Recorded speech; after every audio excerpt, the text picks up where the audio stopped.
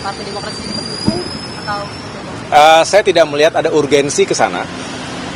Bukan hanya karena Demokrat saat ini adalah bagian dari pemerintahan, tetapi juga saya melihat bahwa walaupun sekali kita menghormati, penghitungan masih berlangsung ya, bagaimanapun kita menunggu secara formal dan resmi oleh KPU, tetapi bisa dilihat secara rasional juga hasil penghitungan sementara terkait dengan Pilpres ini sudah menempatkan pasangan 02, Prabowo Gibran sebagai kandidat yang unggul dan jauh, unggulnya marginnya besar.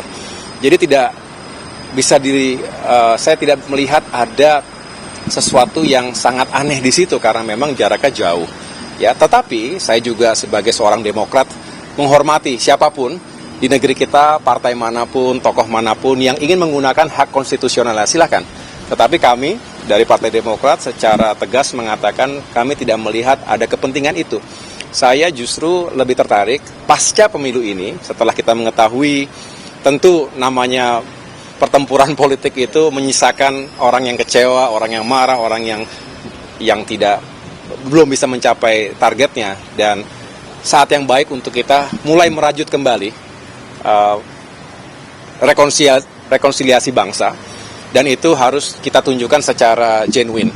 Mengapa? Karena kita ingin Indonesia tidak terlalu lama terjebak pasca pemilu ini dalam urusan-urusan yang juga tidak produktif bagi pembangunan bangsa. Kita berharap 8 bulan ini menjadi masa yang penting. Transisi kepemimpinan nasional itu harus dikawal dengan baik.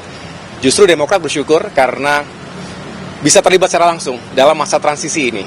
Karena bagaimanapun ini masa yang paling penting. Saya tahu pasti Pak Presiden Jokowi telah mempersiapkan langkah-langkahnya sebelum nanti menyerahkan tongkat estafet tersebut kepada Bapak Prabowo, insya Allah ya.